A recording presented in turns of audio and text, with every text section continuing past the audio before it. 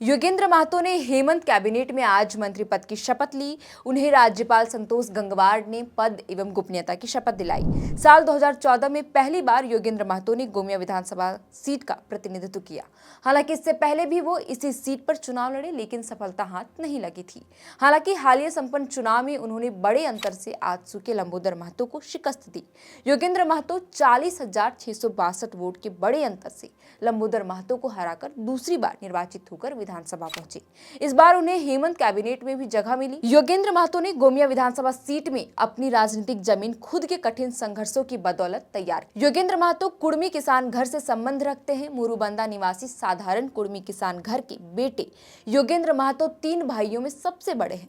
बचपन से ही नेतृत्व क्षमता में दक्ष योगेंद्र महतो ने अपनी प्रारंभिक शिक्षा बुनियादी स्कूल मुरुबंदा से की है, जहां पहली से 8वीं तक क्लास के मॉनिटर भी रहे। 1983 में मैट्रिक तक की शिक्षा केबी हाई स्कूल लारी से पूरी की। उसके बाद छोटा नागपुर कॉलेज रामगढ़ से 1988 में ग्रेजुएशन की डिग्री हासिल की। इसी बीच 1986 में ही तत्कालीन विधायक यमुना प्रसाद शर्मा के साथ जुड़े और सबसे पहले कांग्रेस सेवा दल बड़की पूर्णा पंचायत के अध्यक्ष बने।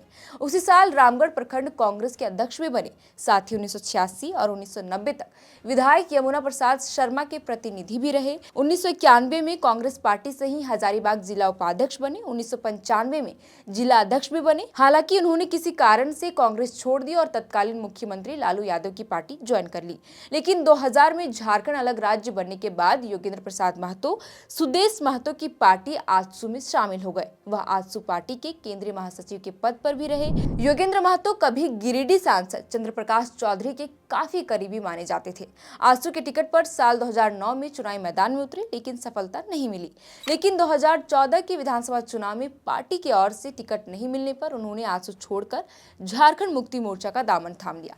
फिर झामुमो के टिकट पर चुनाव लड़कर भाजपा और माधवलाल महतो के वर्चस्व को तोड़ते हुए इस सीट पर कब्जा जमाया।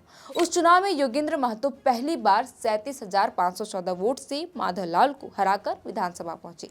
इसी बीच झामुमो के केंद्रीय प्रवक्ता व सचिव भी रहे।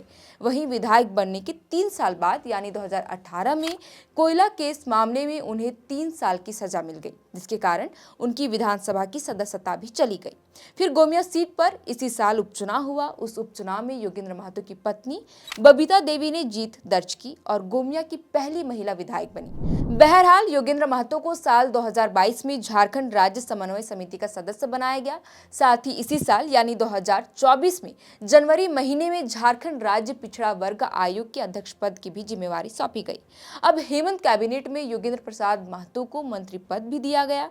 फिलहाल के लिए इस वीडियो में इतना ही। आप देख रहे थे द फोर्थ पिलर और हमारा नाम है श्रेया रतन। बहुत बहुत शुक्रिया।